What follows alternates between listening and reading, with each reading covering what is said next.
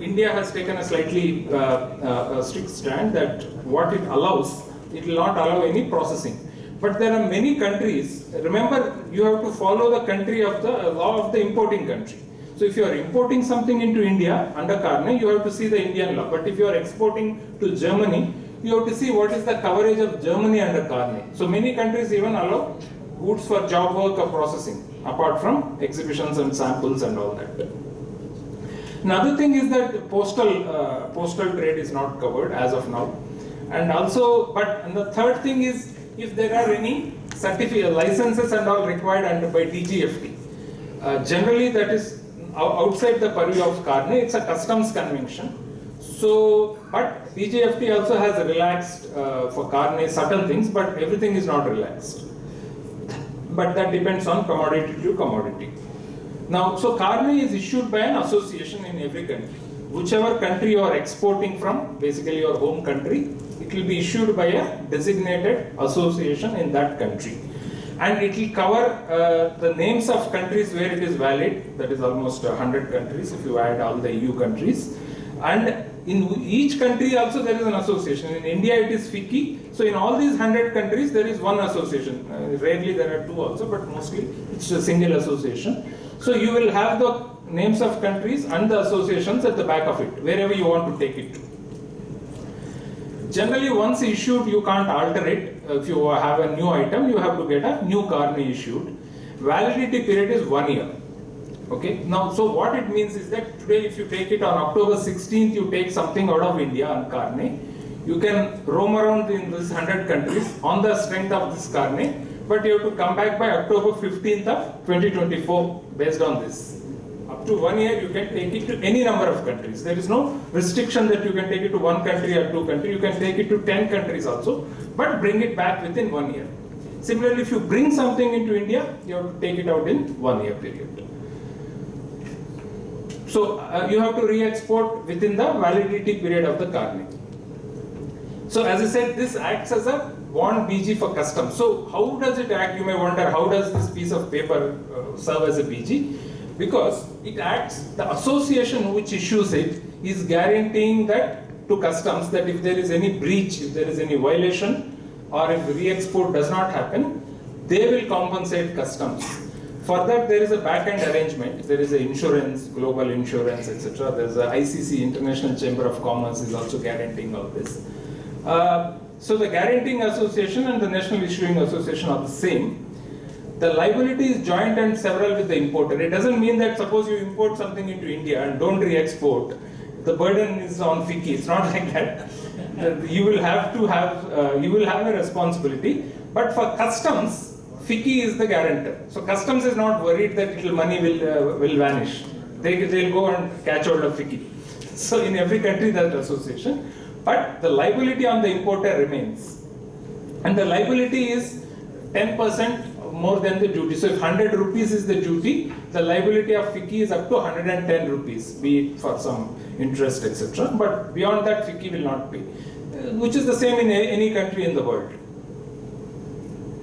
Actually, these are not so relevant for trade because I'm sure you are all compliant traders. You don't have any intention of not re-exporting or vanishing. So this is just how the whole instrument works. I'm briefly explaining.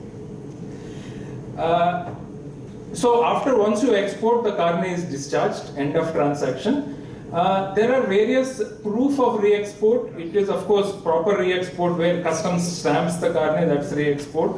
Sometimes if there is any, you lose the Carnet, then once it is re-exported, it goes back to its home country. The proof of admission into that home country can also be proof of re-export in India. By mistake, if the customs here doesn't stamp or the proof is lost, you can even show that, oh, it has gone back to the home country and this is the stamp of customs. There are a few other miscellaneous provisions that if later on customs finds that the re-export was fraudulent, they can demand. But all this is within 1 more year. Beyond, after one plus 1 year, that is, Carnet is valid for 1 year plus 1 more year. If customs in an investigation finds some fraud, they can ask the association. But after that, even customs cannot ask. Of course, they can take any action on the company, provided there is a clear fraud. Now, So there are also national systems. For example, in India, there is a notification 8 of 2016. If you are bringing something into India, you are not operating under Carnet, you can use this. But this one says you have to file a bill of entry, you have to give a bond, you have to give a bank guarantee also. Now imagine which is more convenient, whether you are importing or exporting to another country. Do you want to comply with all documentary filings, inspection of goods, giving bond, BG? I don't know how you can even give a BG in a foreign country without a bank account. Maybe there are procedures. But instead of complying with these multiple regulatory requirements of 100 countries, you can use one paper to move around in this universe of 100 countries.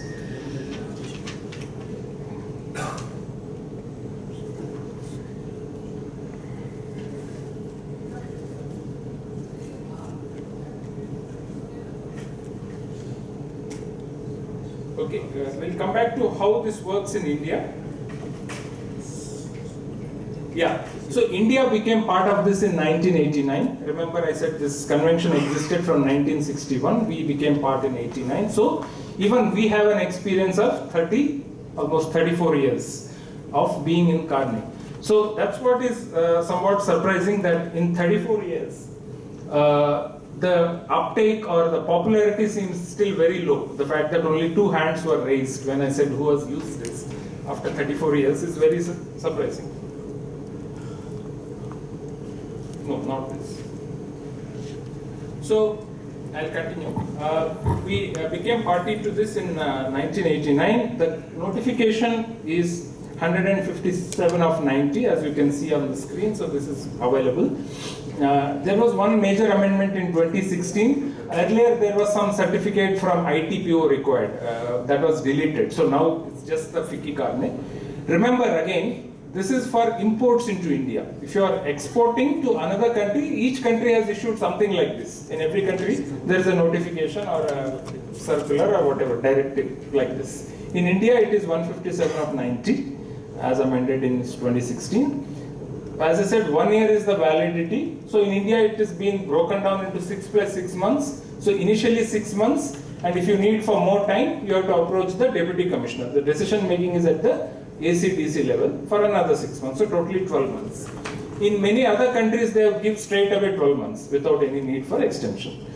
There are also these regulations of 1990, which notify ATA Carnet as bill of entry and shipping bill. It's not enough if I say that you don't need a bill of entry, there has to be a legal backing.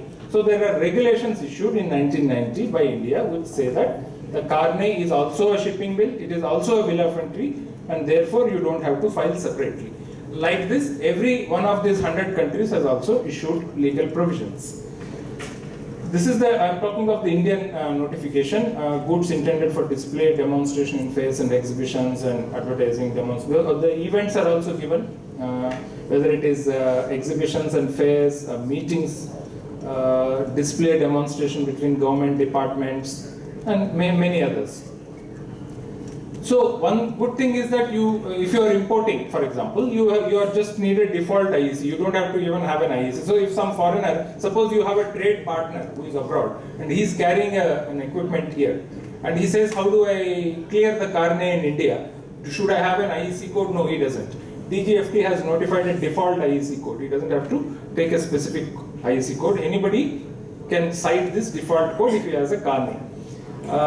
Exports, so as I said, imports are governed by India's notification, but if you are exporting, then it is governed by the import notification issued by your destination country. And most countries have gone very liberal, they 100% implement the Carnet Convention. So coverage of goods and events depending upon the country of import, mostly they have gone by the convention. In fact, this convention is available in public domain. If you want to Google, you will Google and get it and read it. India has also allowed, while you have to re-export, due to any exceptional circumstances, if you want to dispose the item, you are allowed to dispose and pay duty. So suppose somebody brings an equipment into India, he exhibits in the exhibition grounds and he gets an order, somebody is willing to buy it. So he may think it's a burdensome thing to carry it back, pay for its freight. He can sell it, pay duty and interest from the original date of bringing into India till the date of payment of duty. He can pay duty plus interest. So it is not meant for sale, but the Indian notification has given that flexibility that due to any extraordinary reasons, if you want to dispose in India, you can do so. At that stage, you have to file a bill of entry because then assessment, valuation, all this happens. But if you're taking it back, it's just the Carnet. This is just a specific arrangement with Taiwan we have. This is because Taiwan is not officially recognized diplomatically as a country. It is also not part of the World Customs Organization. But we have signed a separate agreement with Taiwan for the same ATA Carnet system because Taiwan is a good major trade partner for India. It's also one of the leading producers in electronics, semiconductors, etc. So we have signed a separate instrument for trading with Taiwan. In fact, I was fortunate enough to have been part of that at that point of time. Subsequently, in 2018, we issued something for professional equipment. Now, what is the difference between what I've talked till now? I've talked of bringing goods or taking goods just for exhibiting and bringing it back, not using. But professional equipment is something that is used. And the example is what I gave in the beginning of, say, World Cup.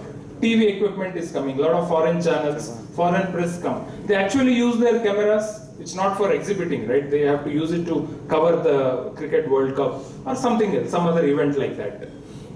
So there is a separate Carnet for professional equipment. You are allowed to use it for that purpose and still take it back. So this is covered under notification 4 of 2018. This was not allowed up to 2018, it was allowed in 2018. So not only you can bring for exhibitions and all, you can also allow goods for professional use. Similarly, you can also take goods. That's where the example of the film industry came. If you want to take your cameras or other sound recording equipment for film shoots abroad, you can go anywhere in this 100 countries on the strength of a Carnet issued by FICCI. The procedure for issue will be explained in the next session by Ms. Vijaya.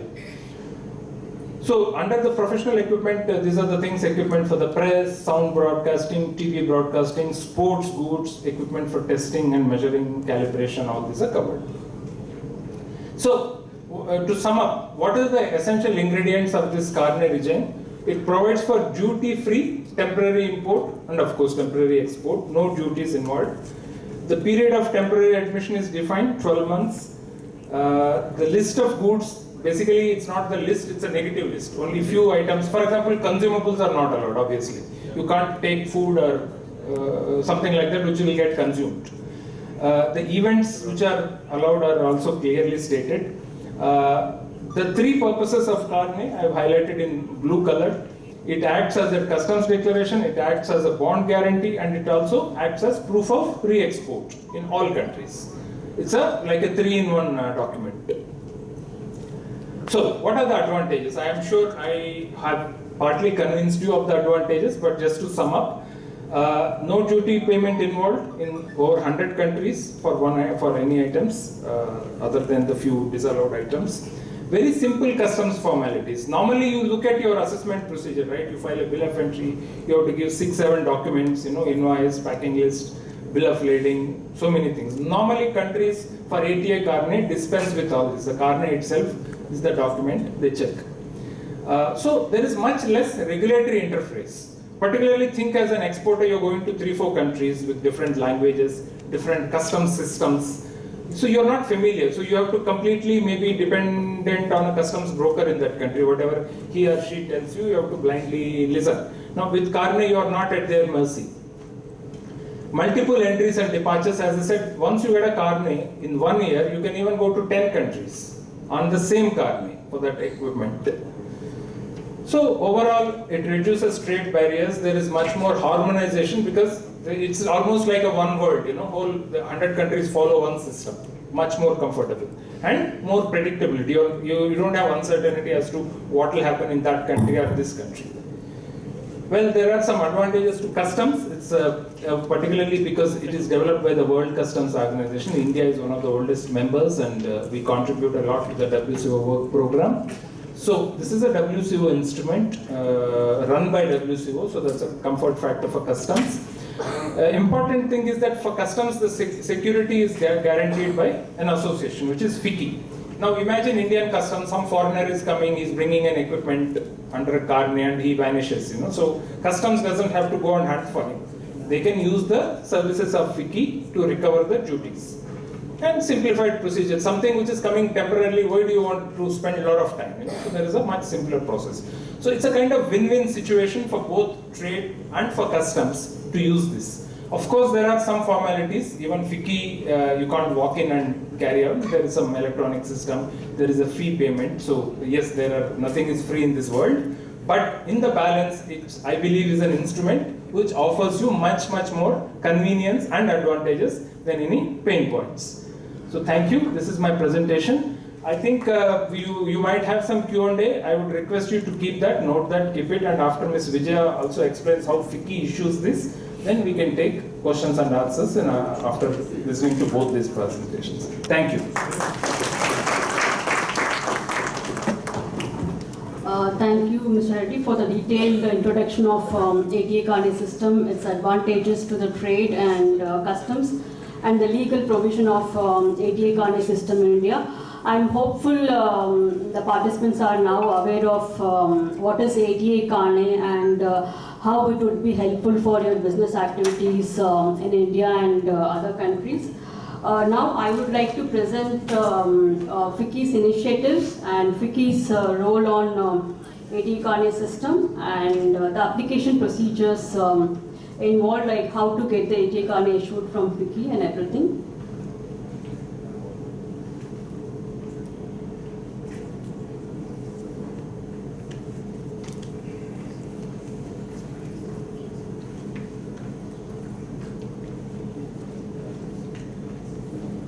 So Mr. Reddy has briefed almost everything.